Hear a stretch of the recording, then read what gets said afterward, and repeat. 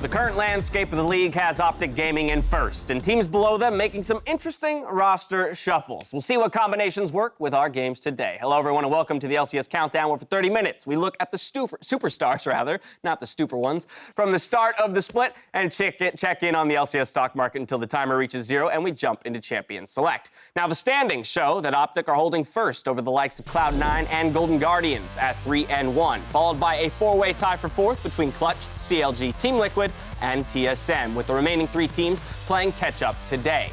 If we check in, though, on Rick Watch, we've got Freak standing by for the report. Take it away, Freak.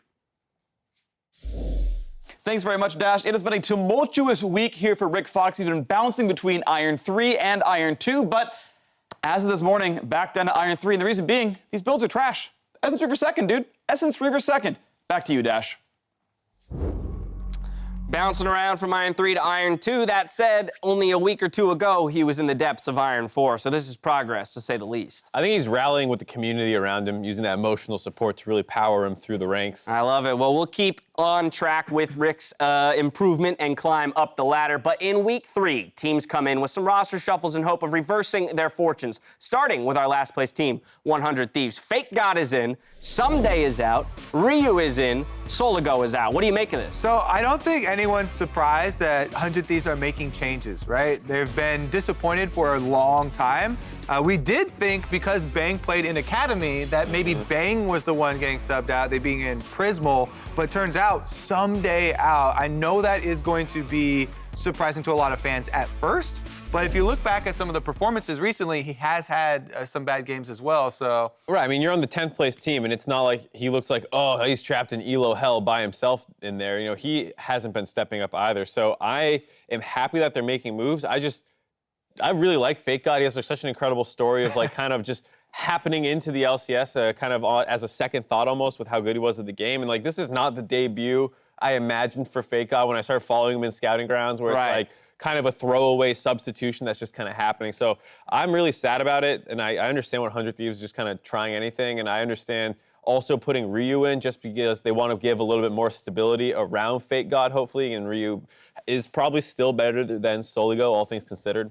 Yeah, they kind of have to switch one of the other parts in order to change the mid lane. It feels like that's the focus here. I had a similar feeling that you have for Fake God for Prismal. Yeah. Because I heard a lot of good things, from his past coaches as well. So hopefully we get to see more changes. Yeah, here. it's somewhat a chicken or the egg argument, because I was going to ask you guys, what do you think was the actual change they wanted to make? Did they want to take Soligo out and put Ryu in which case you have to remove one of the other two imports? Okay, it happens to be Someday this time around. Or were they more looking to get Fake God into the lineup and then, as you mentioned, Mark, just provide him a little bit more support, assuming that Ryu is still on average better than Soligo out on the LCS stage? I would assume the latter, that they're trying to get Fake God some LCS experience and see how he looks. But it's so hard to speculate because everything is kind of going wrong. Yeah, honestly, you might just be looking towards the future with this team now, right? Because they've failed so much with this roster.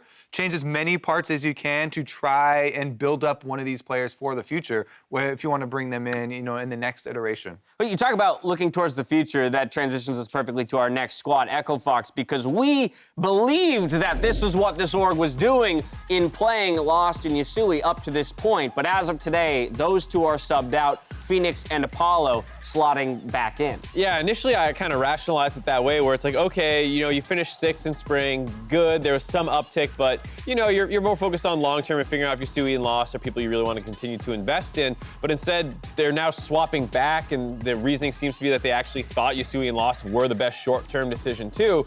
But then they only played them against playoff teams. Echo Fox had the hardest strength of schedule starting the season out, and they come out 1-3, not entirely unexpected, but somehow that still wasn't good enough, and now they're swapping their roster again. Yeah, I'm not as surprised by this one. I kind of, after hearing all this stuff about, they're popping off in scrims, Lost is hard carrying these games when they camp the bottom lane, and nothing really manifested that much on the LCS stage. Yes, they had hard opponents, but I was wondering when the timing was going to fall. This might be a little bit early, but I'm not surprised to see Apollo and Phoenix back in. I think these are good players, and I do think that Echo Fox are going to have a decent chance with them. It's strange. From a results perspective, it makes sense, right? If you're trying to make a playoff run through this summer and maybe even eclipse the performance that you put up in the spring, bringing these guys back in, the more tried and true, roster makes a lot of sense. To your point, though, Mark, if you're going to give the young guys an opportunity to practice on the LCS stage, was the first 2 weeks of schedule really the one to do it with, or would you have kind of flip-flopped it and said, hey, let's go with Apollo and Phoenix, or Apollo to kick things off, and then, hey, at this point, we swap the new guys in? Yeah, I just don't know, because I would have bet that, Phoenix and Apollo were the better two. And so that's why when they initially announced the roster swap, as someone who, covers Academy, I was like, oh, okay, this seems like maybe a downgrade in terms of skill, but better for the long-term health of the Orcs. So now to see it was all short-term focus is surprising, I guess. Yeah. One last roster move to take care of. It's just a small note because we've seen this one before. For Cloud9, Blabber is in, Sven Skaren is out.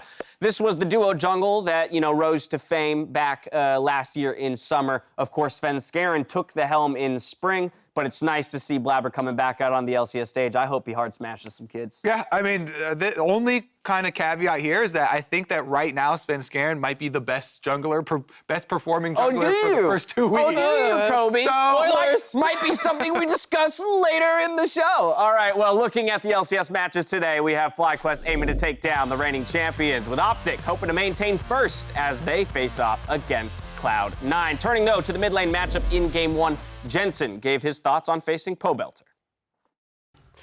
When I think of Pobelter, I think of a mid laner that's pretty good mechanically, but really, really passive in lane. Doesn't know how to snowball, doesn't know how to play with his jungler, but he usually team fights pretty well. So I think when he plays with a really good team, then he'll usually look pretty good. But he doesn't really know how to push his advantage himself. So I'm never really scared when I play against Pobelter because it's usually fairly easy for me.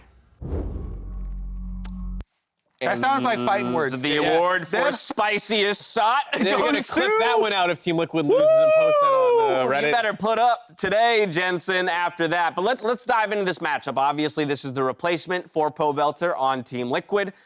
Jensen lived up to all the hype in the spring split, delivering a domestic title and then moving on to MSI. So by all accounts, he is a star player and does have the pedestal from which he can preach. And he has gotten the better of the previous matchups, right? So he has grounds to kind of talk on for a little bit of the trash talk. It's surprising how blunt it is, but it's actually not that controversial of an opinion. It's something people have been saying for a while for Pobelter. Hey, great player, but definitely not your number one carrier or hard carry player for your team. It's just to hear it from a player so blunt is a little jarring, but I'm glad he's just saying what a lot of people already think. Without a doubt. Now, while Team Liquid and FlyQuest last meetup in the quarterfinals was one-sided for the reigning champions, Team Liquid had a slow start to this split, however expected. Yeah, I mean, I think we expected a slow start, but maybe not quite like this. They are making a lot of uncharacteristic mistakes in the mid game, which is where they were the best in spring. They would lose early games sometimes and then rally really hard. Now they're still winning early games mechanically really well, but then once they need to blow those 3K gold leads into the end of the game, they've flubbed that twice now. Yeah, I mean, specifically, even just team fighting execution has definitely been off for them. So I think that's the surprising thing, is that the mistakes are coming in these areas where we just didn't expect it from Team Liquid, whether or not they took a break or, got into practice or feeling some sort of hangover from MSI. Of course, if we take a look at the other side of the matchup, FlyQuest, they're coming off of a win over TSM, but it is their only victory in the first 2 weeks of play, sitting at 1-3. I really have been enjoying Viper, and I feel like Viper has been built up and one of the newest stars of the LCS. Their only win coming off of that hard carry Riven game that he was able to execute versus TSM, taking down a Sona Tarek team. I think they should build more on this and build more into that strength that has emerged for them, one of these NA players. Yeah, just it's unfortunate that as he continues, his star continues to rise, it felt like Santorin and Pobelter so far this split have dropped the ball, whereas Santorin was the only guy to break into the all-pro team from not one of the top 3 teams to kind of being an afterthought right now. Pobelter had a rough game versus Crown, so I think both those guys do need to turn it around a little bit to start supporting Viper better. Yeah, FlyQuest still looking to find their footing here in the summer split. Game 1 gets going in about 20 minutes. But as we go to break, Riv had the opportunity to check out the FlyQuest gaming house and hear from the team looking to climb the standings. What's up, everybody? Rivington here. We are at the FlyQuest house to see how they're feeling coming into the next week of LCS play and to chow down on some food. Let's head in. What up, Poe? How's it going, buddy? Get in here. Get in here. Wow, what are What's you up, doing FlyQuest house? I don't know. I was in the neighborhood. Just hanging out on the couch. I see that. How was Scrims? Great. What's good? Incredible. Viper, what's up? I just got some top lane power. So who's hungry? So how'd your Scrims go today? Fine. Fine? Fine isn't very reassuring for the fans.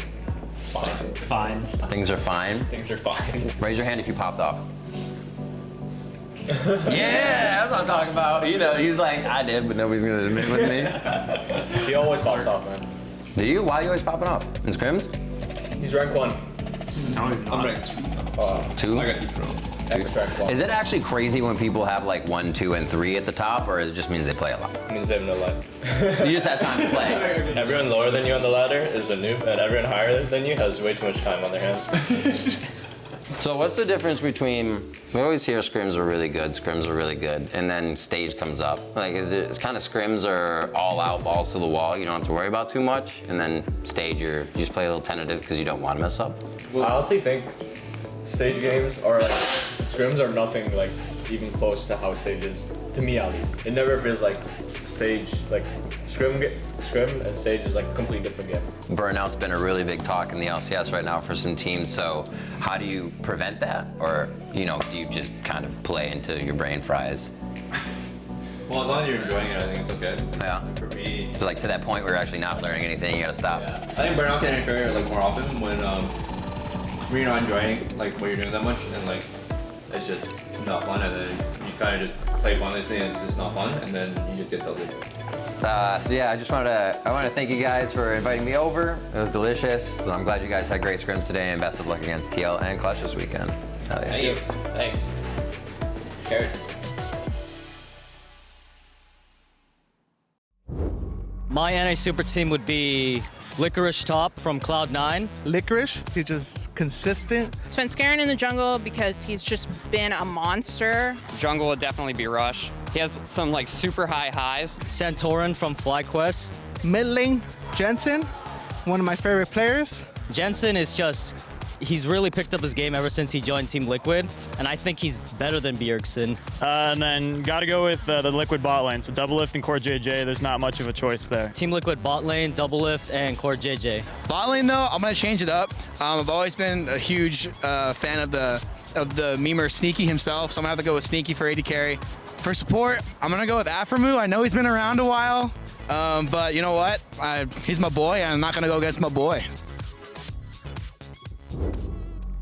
Bold choice, my friend. Welcome back to the LCS Countdown. We're about 14 minutes away from that first game of the day. Earlier, we got a look at the topsy-turvy standings, so I wanted to prop up a thought experiment. Imagine you're an LCS newcomer. You've only seen the first 2 weeks of play of this summer split, and you are assigned the task of making an NA World's Dream Team. Who's on it? Kobe, we're going to take a look at your roster, and we'll discuss. All right. This is going to be a surprising roster, but remember, I'm abiding by the rules of literally only seeing 4 games the first 2 weeks. And having amnesia about previous splits. Are the caveats clear? Okay, good. Now, let's get into it. So some expected faces here. We can go over Licorice and Double Lift. I think everybody will agree that top laner Marksman, in the first 2 weeks assessment, I would still put them on. That's no different from a normal all LCS team.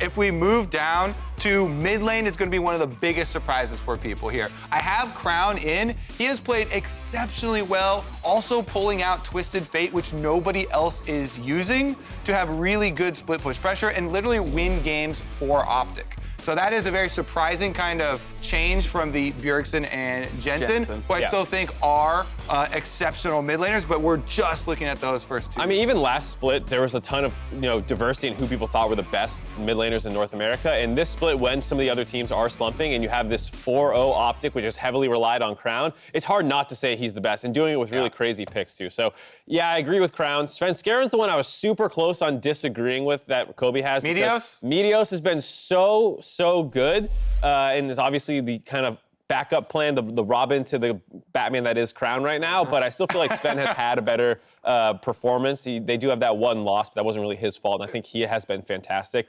The part I will challenge Kobe on a little bit. I know it's coming. Ole! I have questions around this want one, to too. reunite Double Lift and Ole. All right, so I'll give you, I will say, if you look at the stats, Ole is right up there. He's one of the best statistically. And Look at the games, too, I was going to Mark. say, and based off the eye test, he looks fantastic. He's only playing Tom Kench. And if you're a newbie viewer, you might not know he's kind of one-tricking right now, and you might think, he can do that on other champions. I'm very hesitant on that, and especially when there's someone else who statistically has been performing very well as well, in Core JJ.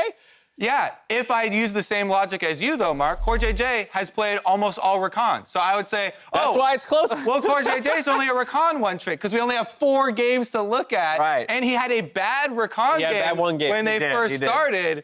Core JJ has been, Ole has been exceptional on top. So literally, if you're looking at the 4 games. Within the confines of the thought experiment, Kobe has definitely found a suitable answer. You saw there the stat that popped up on your screen. They are tied in least deaths at 5, and so an impressive stat to say the least, especially when at times they are the chosen engagers for the team. And again, it's how he's changing the game in the current meta. Everyone else gave up on Tom Kench.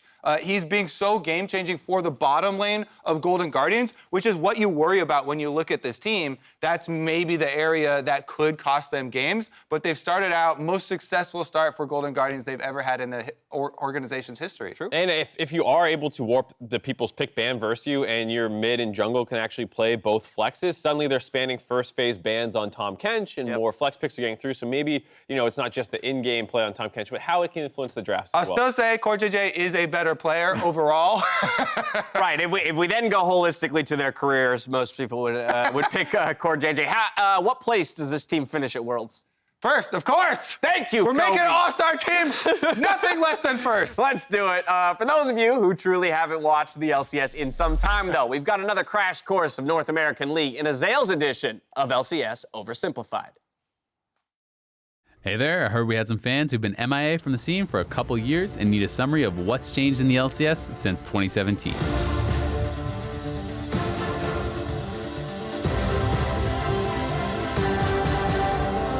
TSM was good, then they weren't. 2018 was their worst year. They missed finals for the first time and then doubled down on that in summer by missing their first Worlds. Look at that guy. That's Sven.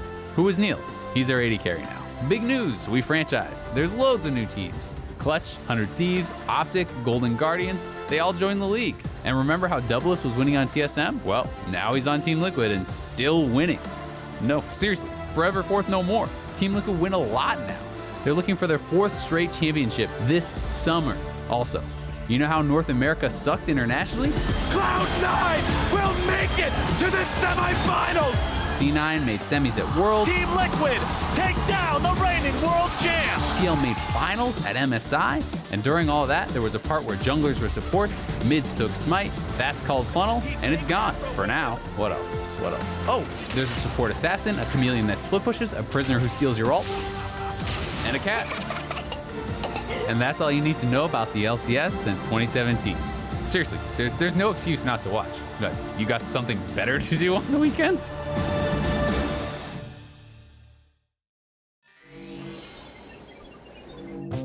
Hello, happy investors. Riv here with a couple surefire investment opportunities for you. And we want to start with a big winner. It's Optic. They start the week 4-0, but are about to shoot the gauntlet. So unless you're seeing Team Green driving all the way to Detroit, you may want to pat yourself on the back for being the prophet of profit and get out while the getting's good. From my way of thinking, it's time to cash in those chips before the portfolio hits that green wall. So turning to the defending champions now, Team Liquid. They're sitting at 2-2, and while you may be rushing to liquidate your liquid stock, don't do anything drastic like Ted back here. Come on, Ted!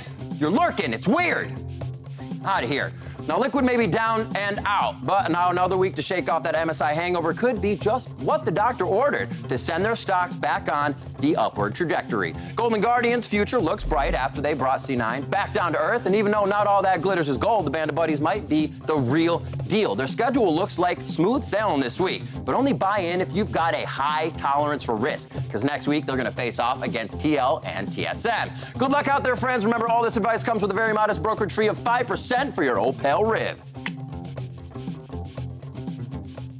Thank you, Riv. Ted, get your head in the game. We'll see how much of the advice, though, that these guys take in our next edition of the LCS stock market. Of course, we must start with teams' valuations based on the first 2 weeks of play. So let's take a look at the movement as Riv encapsulated Optic, one of the biggest winners, plus 85, shooting up the standings. A couple other winners, though, in Clutch, Counterlogic, and Golden Guardians, while the rest take losses, and Cloud9 with that smooth even.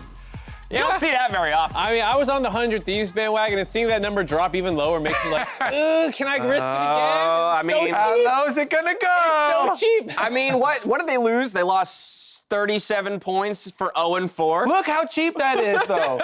You can buy so many of those. They're almost half of Cloud9. You almost get 2 for 1. It's pretty crazy. What a deal. 2 for 1 of garbage. Pretty insane. All right, well, with these numbers in mind, let's go ahead and take a look at the portfolios. Start with Mark's over there. You took some heavy losses in weeks 1 and 2, as you mentioned. I think you're down about, what, 500? Yeah, I'm down roughly 500, but this time around, I'm actually going to go for Echo Fox because they don't have too tough of a schedule, and they are bringing in Phoenix and Apollo, who I have a little bit more faith in, and so I think they'll be able to grab a number of wins, and Team Liquid's kind of my control. I think they will still make a little bit of a comeback. You can see their next 4 matches. FlyQuest is struggling right now. 100 Thieves and Clutch also can be very winnable games. CLG today, it's something that I think that they can grab a number of wins, and I'm hoping that the Phoenix and Apollo helps right the ship a little bit. Yeah, playing on that strength of schedule as perhaps the roster move. Kobe, what's your assessment of these investments? I think he's underestimating the FlyQuest because even though FlyQuest have lost 3 games, I think they're going to be a more difficult opponent. It's on there, but it's not part of the actual week. It's these 4. So the FlyQuest Optic's the tough. Oh, that's looking way ahead. Yeah, I'm not buying them then. Yeah, sell.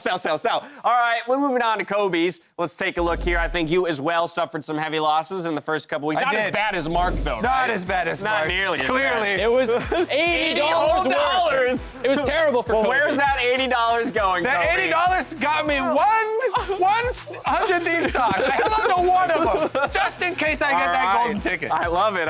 Looking for the golden ticket, but the rest goes on to Team Liquid, who still are near the top in terms of the cost per share. So I heard that Team Liquid were very unhappy with dropping the games. Okay. It has been a long enough period of time after MSI, and I do not expect them to continue to drop any more games. Also considering their next opponents, Cloud9, again, with the graphic here, is chopped off. That's not one we're betting on. I touched the screen.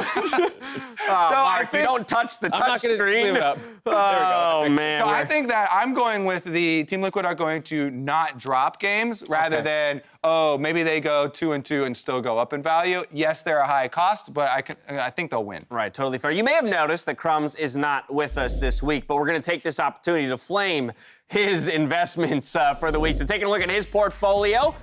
With $4,700 to invest, he's going to go 6 into Optic. He's riding that 4-0 train, hoping they keep it going, and then taking some assurances. It's just the hot hand fallacy. It's like, they were so good against non-playoff teams. They went 4-0. They'll go 4-0 again now against really difficult opponents. Crumbs is doing he heard crypto is skyrocketing. He's like, I'll take some of that, yes, right before it crashes. I think that is really rough because if we look at Optic's next games coming up, they're playing all of the top teams. Team Liquid, Cloud9 are in there, so they have some difficult opponents, and their price has risen over the last few weeks where they just went undefeated. That portfolio has some definite possibilities of exploding, but with your bets placed, I want to see how that might affect your predictions for today's game. See if you put your prediction analysis behind the teams where you put your money. Crumbs threw in his predictions as well, and he actually differs from you guys in 2 of the games. That's Kobe hasn't predicted anything right all season. Of the day. Kobe's sitting at 0-0. What's going on, buddy? I have not predicted anything wrong either. That is true. That is very true. I actually want to flip my prediction. I initially put Echo Fox down just because I bought their stock, but the more I was thinking about that matchup, I was like, actually, can I please put that as CLG? I didn't get a chance to tell Grab. Too bad it's locked in. Actually, hearing about Echo Fox putting Phoenix and Apollo back in made me more confident in my pick. Why are you flip-flopping now? I'm just not convinced that they're going to be great. The way that they were winning games at the end of last season with this roster was like turbo late game focus, and I think CLG is actually just a better if they're both going to go late. I trust their carries more late. I trust PoE late game way more than I trust Phoenix late game. So I'm concerned if they go for that style, it favors CLG. That's game 2. Game 1, FlyQuest versus TL. We're tossing out to the battle arena to get ourselves into Champion Select. Gentlemen, take it away.